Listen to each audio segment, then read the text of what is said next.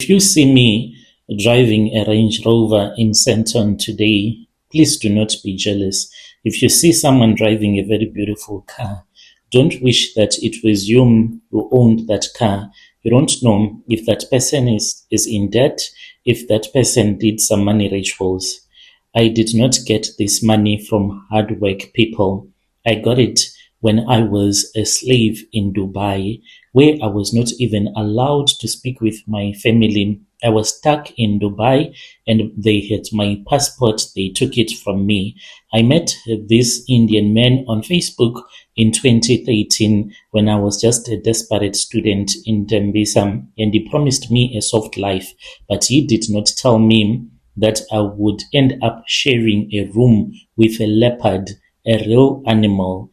I am anonymous. Please, Nashim, post for me. You will just say my name is Dimbo. I grew up in Furse and I was staying with my mom. My mom, she had two men whom she said were my biological fathers. Both of them, I really do not know how it was possible. They knew each other. They would even come, but they never fought. And they always bought me presents. So growing up, I knew that a man, if you please him very well, he will give you whatever that you wanted. My mother dated so many men where I grew up as well as at work. They knew my mother as a woman that was very promiscuous. There were times when she would go for months without us even knowing where she was, but she would be sending us money and going to work, going back to her boyfriend, and she would not tell us where she was staying. I then came to Tembisa and I was trying to study. Look, being a student and being poor and coming from a poor background, it is a very dangerous triple combination. I was 22, I was beautiful like my mom, and I was tired of eating cabbage every day. That was when I met a man that I will call Raj. I met him on Facebook. His profile said that he was a businessman from Durban. He was South African, but now based in Dubai. He looked nice, he looked clean, soft, sophisticated. He spoke so well. I asked him why he did not date from his tribe. He told me that his first love of his life was a woman that was black there in Durban when he was still in high school. He did not even rush me. Raj always made sure that he sent me money. For the first month we talked, he would ask me if I had eaten anything. When I would say no, he would say, okay, it's fine. I'm going to speak with someone who is going to do an e-wallet. How much do you want? 5,000. He would send it to me.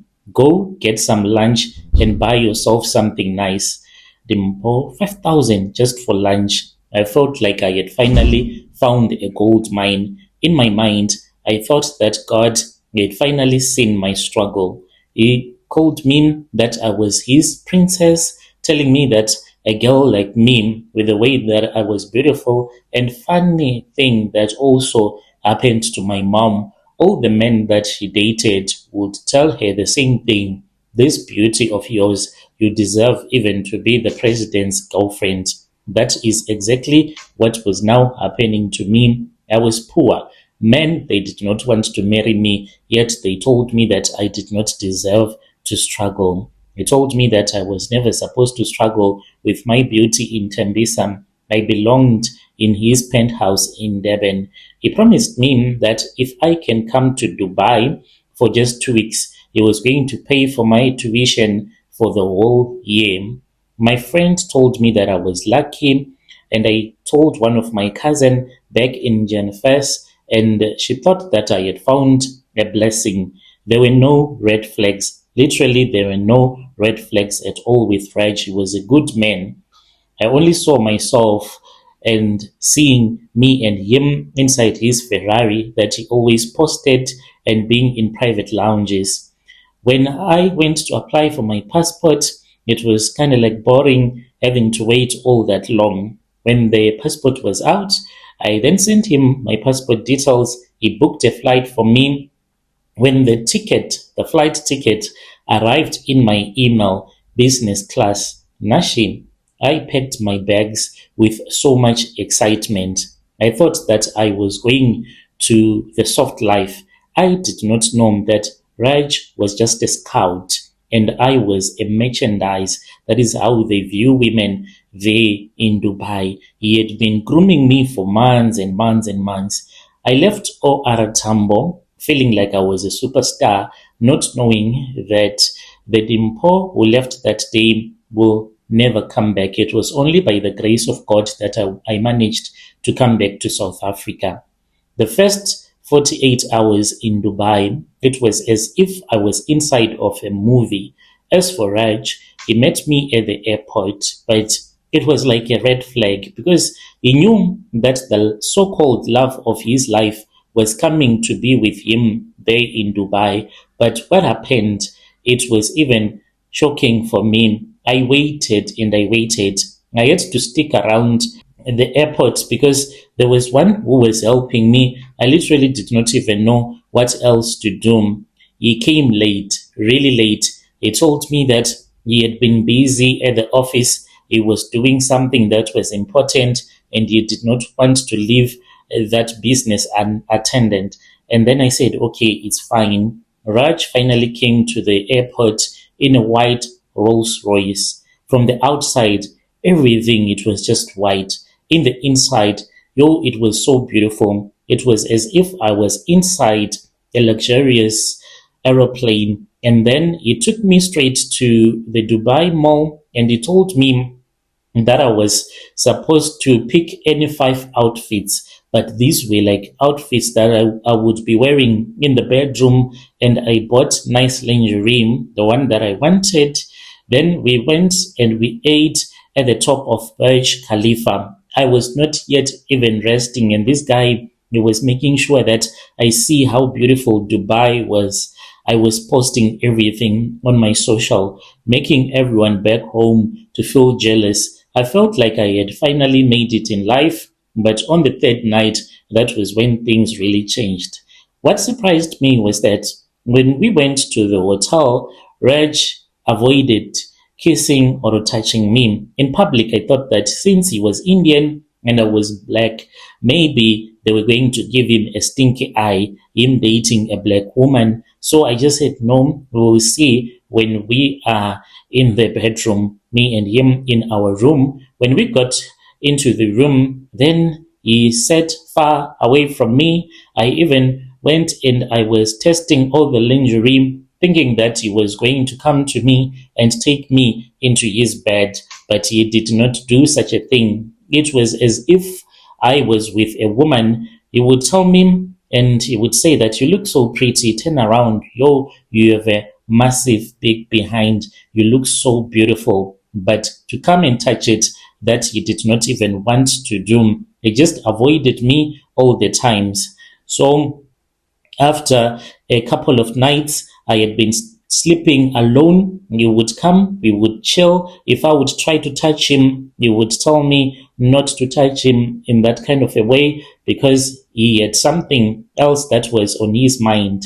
And I would ask him why he does not want to be intimate with me. He would say, I will tell you when I am ready. On the third night, when he told me to wear the best lingerie for him, I thought that finally we were going to seal the deal because I had already seen myself as Raj's wife, staying in hotels in Dubai, enjoying life and having plenty of kids. I was so stupid and naive. He told me that we were supposed to go to a private yacht party. As I was getting ready, Raj came into the room. His face was totally different. He was not like the gentleman that I had known all this while. Like that man, he was no longer there. He did not even look at me directly into my eyes. All that he said, he looked at me so cold and he said, give me your passport.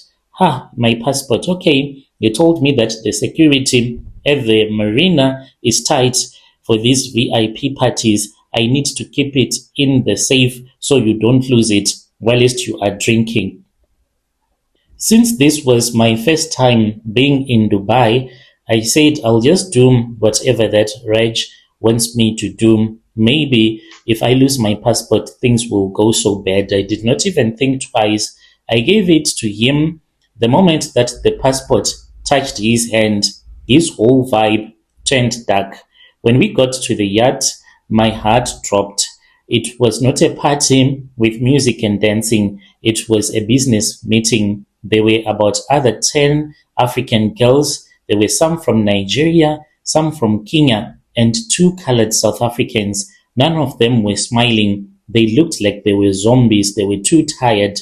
They had seen this so many times. One of the men, an older guy, was in an expensive suit. This old Arab guy, he came to me and then he started checking me, saying, "Turn around." He even lifted up the dress that I was wearing to see what my bums looked like. He asked me if I had ever had any STI before.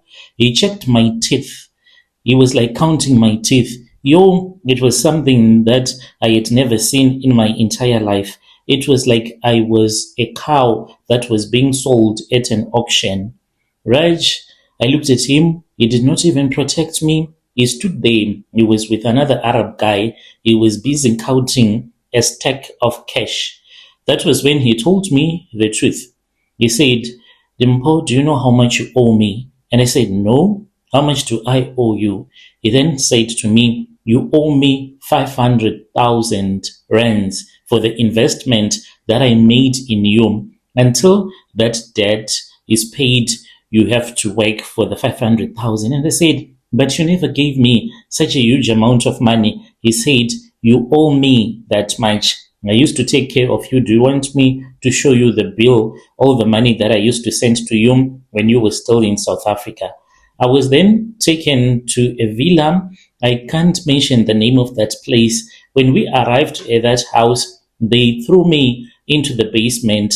And when I was in that basement, I was not that much scared because there were girls as well that had been there that told me that they had been there, and some of them, they were being punished. They said that we were going to be moved from that house and we would be taken to separate houses.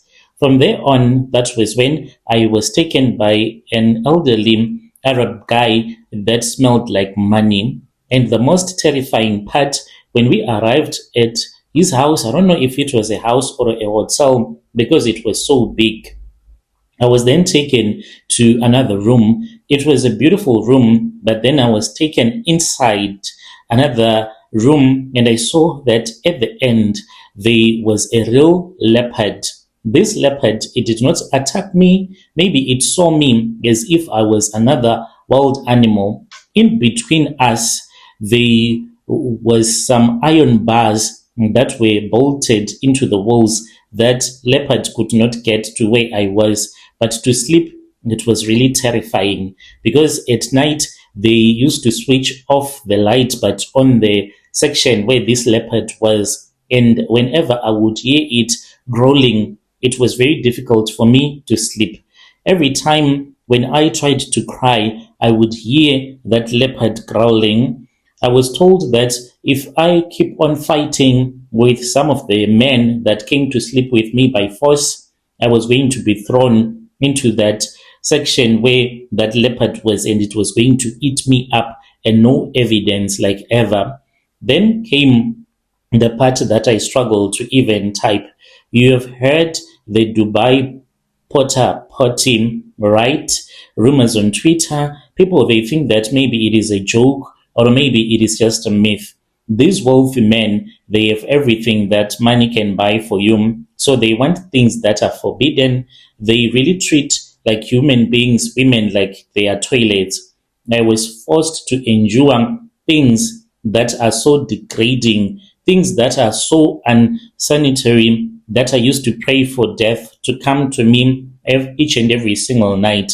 They would pay thousands of dollars just to use my body in ways that no human being should never experience. Every time that I wanted to give up, as for Raj, he would remind me of my family back in South Africa and for what I was supposed to do with my life. He told me that after paying the 500,000 that he claimed that I was owing him, the rest of the money that I was going to be making from there on, it was going to be mine. I worked. I did not even know how much Raj was being paid each and every single time when a client would come and sleep with me, even by force. He showed me the money, but he did not tell me how much. He said, if you want, you can go on. Come on, you can do this. He kept on telling me this. Other Nigerian women that were there, they really did not care because they said that they were doing like whatever so that their families back in Nigeria, they can be able to live a nice life. There was a woman who was there who had been in Dubai for 10 years doing this porta potting, and she told me that whenever she is in her country, she is like someone that is regarded as the most wealthiest woman in the suburb where she stays. She told me that she has a couple of businesses, but she just wants to make more money and to become like a millionaire. And she is the one who told me to settle down, not to fight with the clients. Otherwise, I was going to be killed by these Arab guys. And these men, they would come and they would humiliate me. They would do things to me that were so painful. Besides the physical abuse, there was the spiritual part. Each and every Friday, I was taken into this other room. It was painted black. It had a black wall all over, and there were no windows, just a black velvet wall. I had to sit on the floor naked for 6 hours in silence, whilst there was this black incense that was being burned. They would light the incense the moment that I would enter into that room. This made me to feel dizzy and numb. They told me that this was the business luck of the men's business, and it felt each and every time like my soul was being drained out of me. It was not like physical slavery. No, it was also spiritual. I was told of stories of other women that even died during all of these things. I worked and I worked until I had managed to repay the 500,000. Then I started working for myself. When I returned back home, I managed to buy a property in Sandton. As for Raj, he helped me to set up a company. I do consultation, and I do have another company there in Durban. I can share with you the type of business that I am doing in Durban. He told me you can return back to South Africa, stay poor for the rest of your life, or you can go back as a rich woman. Now I am over 35. I live in luxury. I can't have a child. I don't know why I can't have a child. Maybe it is because of all of the human poop that I ate all of those years, being treated as if I was a wild animal. So whenever you see someone that has made it in life, maybe you should pause a little bit and ask a few questions. How did this person manage to make so much money? Is it normal the way that this person has made money before you just go ahead and you tell yourself that you wish to be like them? Because if you were in my shoes, maybe you can even commit suicide because of the things, the visual memory that I still have of those Arab men doing whatever that they wanted me to do. It was quite terrible. Here I am now. No one knows what I did, what I had to do in Dubai. Me and Raj, we stopped communicating after I told him that I had found another guy, and he said, okay, it's cool. I don't hate him as such because he helped me in life to become what I am right now. Dear listeners, right there was a message that was sent to me by one of our DM sister. Strange things indeed they do happen in this world. Let us try to speak with our DM sister in the comment section. I'll be back with another episode.